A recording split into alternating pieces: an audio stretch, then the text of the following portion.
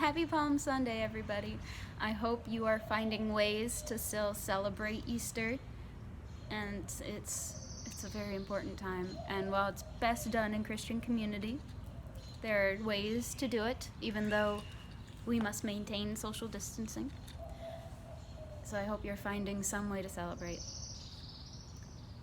I'm feeling a little off this Sunday, as I am missing my church family, both in Connecticut and in Dallas. I love you so much, and if there's anybody out there who's feeling the same, reach out. We can pray together. Something, there are ways to reach out, even now. So updates, building good habits, and I really think that if I keep doing this now, when I'm on the field and things start to get stressful, I won't let this drop. And that's really important to me, because I want you guys to be doing this journey together with me, because this is going to be a journey, and I'm going to have a hard time doing it by myself while I have God, and He's amazing, and all the strength that I need. Having support from you as well, and just feeling like I'm not doing it alone, I think is really going to help. So, updates, I'm not going to Nigeria this summer. It's still a really cool opportunity, and I still hope to do it as soon as everything calms down. But because I needed it for my internship, and I'm requiring my internship in order to graduate, I decided it's best to come up with a backup plan. So I'm going to be working with Dr. Lawrence still, my mentor, and doing kind of little things here and there, just kind of piecing together an internship that does something cross-culturally in ministry with agriculture. It's more going to be 3 different parts, but it'll be something. And since it was kind of a short update, and we're going to be doing this journey together, I decided that I would tell you guys my life story. SF at Dallas has let me know that that's important, especially as you want to work in a journey together. If you don't want to know, stop the video. You don't have to learn. I don't know your life stories. I would love to, if you ever want to chat and just kind of talk history. That sounds like a really cool conversation. I'd love to have. But if you are interested in kind of knowing my history, I figured I'd give you a little snippet, kind of quick, going over just the big things that kind of molded me into me. A lot of you already know this, because I love you. Mom, you know all of it, because I really don't hide anything from you. Some of you have really, really been there through all of this, and a lot of the support that I needed through this. But I don't know, I think it's a good thing for me to explain and go over, so that as we continue this journey and some things affect me, or I make certain decisions, or I don't know, you just kind of get to know me, so that we can really feel like this journey is a journey we're doing together. So I guess start childhood, right? I was playing outside, woods. It's where I grew my love for nature. Had amazing parents, great friends, brother I followed around like a little duckling, although he hated it. Pretty normal childhood. I was a happy kid. Got made fun of in middle school for being a happy kid. It's got this annoying cough. Loud, constant cough. Got me kicked out of classes because kids couldn't concentrate with my cough. Got kicked out of school. Well, not really. They just encouraged me to stay home and then got mad at me for not coming in. My cough was very annoying. It's annoying to me, but it was also annoying to everybody else around.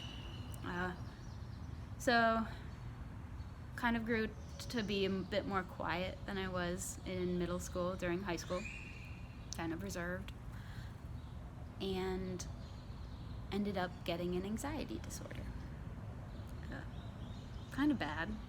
Got at least 2 anxiety attacks a day. Sometimes it felt like it was every couple of hours. Partially hospitalized because of it. It was a really weird time. Miss Royer, I love you. Thank you so much for all of your help during that time, because man, did I need it. I don't know what I would have done without your help. And all of the plant science, girls, and one boy, sorry. That class was, you don't understand how important to me. Would not have made it through without you guys. High school was rough, but that was my sanctuary. I loved plant science so much. And because I loved it, I continued it in college, got into UConn, had to figure out anxiety in college. I did. It was okay. Made it through.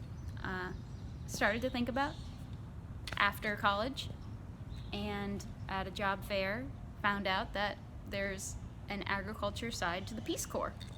Thought that would be really cool. I love helping others, and I mean, I am in the fire department. I wasn't even interested in firefighting or medical. I just saw people who needed help and wanted to help, and found out I love firefighting. Love you guys. Fire.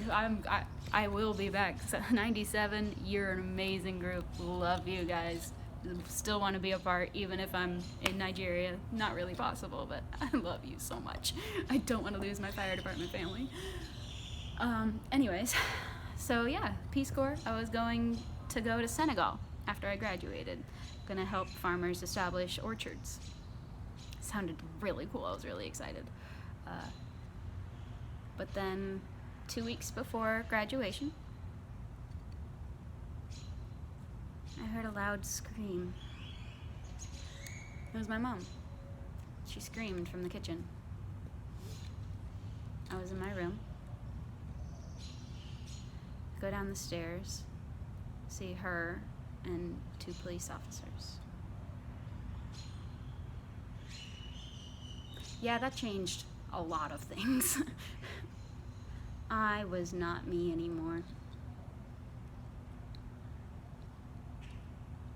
It'll be 5 years.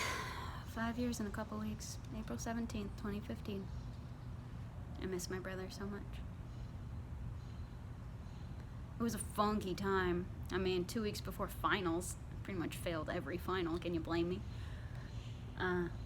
Graduation. I mean, I went, but didn't care. Lost my job at a greenhouse because I'd go in and try work in a couple hours. Just couldn't do it. Have to go home. So I worked at Target. Worked there for about 2 years. I mean, I couldn't go to Senegal. Doesn't make sense. So, like, the Peace Corps thing dropped. Had to be there for my parents. I felt very responsible for them. Very responsible for them. But I mean, I needed them too. It wasn't just them. But I felt like I really, the burden of an only child. Ugh. Still feels weird. Because I'm not supposed to be, Anyways, 2 years at Target, and I kind of felt like it was about time for me to start back on my own, and reapplied for the Peace Corps, this time for Madagascar. And during the application process, I talked to Pastor. Hi, Pastor. Love you. And kind of wanted to know if he knew of some resources, because I was like, I'm not allowed to spread the gospel in the Peace Corps, but if somebody asks you, you're free to answer, and I wanted to be ready to answer, especially if I'm going overseas, make it my own missions trip. I'd always been drawn to missions. Every time a missionary would talk in church, I would feel this sense of, how cool is that? But then they would always go to money, and I'd be like, oh, I can't ask people for money. Oh, no. That's not a thing. I can't do that. I don't never ask. I'm the type of person who I can do it. Me, myself, and I. Turns out that's not a thing. Me, myself, and I is never a thing. And I've failed miserably because I had that mindset. But anyways, so I was like, I can just make this Peace Corps journey my own mission trip. talked to pastor to get like some resources so I can learn what I should say. And he recommended DTS, which is Dallas Theological Seminary. And honestly, during that conversation, I did not let it on, but I had never heard the term seminary before. I also had not heard the term theological, or what theology was. So the answer was a pretty flat, that doesn't make sense for me, no. I'm not going to do that. But then he's like, just check out the website. So I checked out the website. Oh, I don't know what it was. I mean, it was God, obviously, because I was like, I need to go there. This needs to be something that I do. They have a program organized around serving cross-culturally. They have a whole week dedicated to missions. I didn't even consider missionary as a thing because I don't like asking for money. Pastor also helped me with that because it's going through a journey together. It's not me, myself, and I anymore. So, and that's what God wants. And that's what really matters, is me getting outside of me to do what God wants me to do. So I ended up feeling a very strong pull to DTS and applied.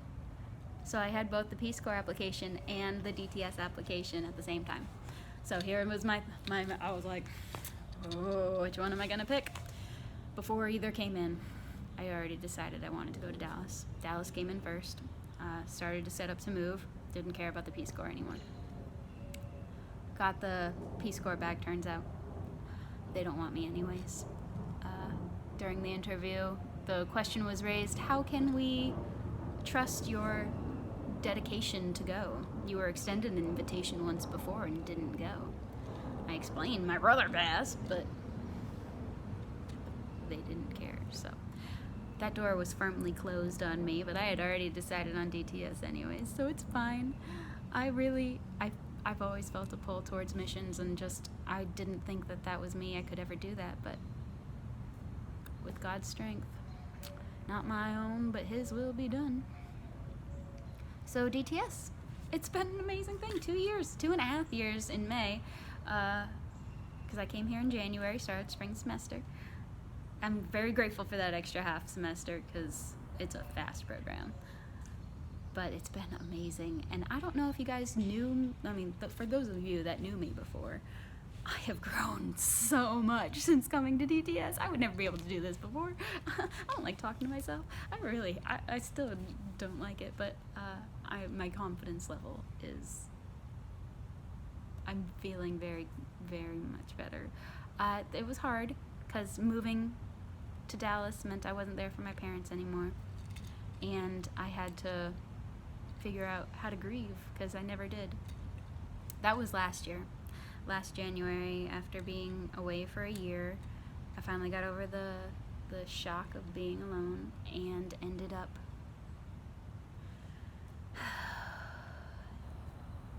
grieving, which is something that I needed to do. Yeah. There's someone coming up, so I'm gonna keep on talking though, but I'm self-conscious when people are listening.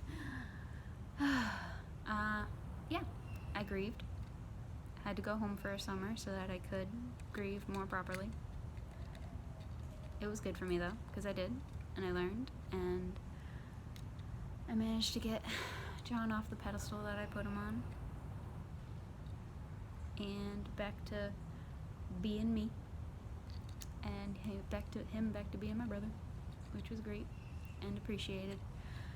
And I think that's where a lot of my confidence came from. Well, I was pretending at first because he was such an amazing person. I wanted to be more like him. And that's where a lot of my more outgoingness came from. I've now realized the importance of relationships, which is really good for me. Because I used to just stay in my room watching TV. Not anymore. I love getting out, playing games, being with people, just living life. Because he really lived his life. But now that I have him in the right place in my heart, instead of, I don't know what that was, but we're good now. I'm still grieving, but it feels healthy. And and I'm happy. So DTS has been amazing for me, not only learning what theology meant, how to do theology, thinking about God more, and really not just coasting through, oh, that works, but growing in my relationship with Him, and learning how to help others through that as well, especially in different cultures, which is what I really, really want to do. So it was really cool. Love DTS. It was a great experience. As I'm winding it up and looking towards the future, I'm happy with where I'm at and who I've become, and I really feel like I'm equipped. Still need support, still need some growth. I think that's a normal thing. I don't think I'm ever going to stop growing, and I don't want to. I guess that's me. Yeah. Now it feels really weird because typically in the SF program we do a little back and forth banter to make this less awkward. But I am talking to my phone right now, so it's going to be a little awkward. But I really love that you guys who stuck around and wanted to listen to me, my story. I hope I've shed some light on some things. If I've left something out, I'm sorry. If you have questions, message me. I'll talk to you some more, sure. And probably ask you some questions too, so I could get to know you. Yeah, I love you. It's been a wild ride, and I'm very, very much, you don't understand how excited I am as I'm going forward and looking at all the possibilities of where God might be leading me. And I'm looking forward to it. I'm excited, and I'm excited to have you be a part of this journey because I love you so much, and all of the love and support you've given me so far. I appreciate you so much, and I love you. Thank you, thank you, thank you, thank you. And yes, I will keep you updated and let you know when I do eventually am able to go to Nigeria. Or, I mean, I'm not really looking at other places right now, but if there are other places, I'll keep you updated. Because now, there's lots of question marks. Options are open. But as for now, a move-out date is set for May 13th. And I'll be coming back up to Connecticut. And, yeah. Okay. I love you all so much. Sorry for any awkwardness, but I really felt like this was something that we can do together, and the only way we can do it together is if you kind of got to know me a little bit better. So, I love you. Prayer requests, feel free to send them. I love to pray, which is weird because I used to not. Growth. Okay. Love you. Bye.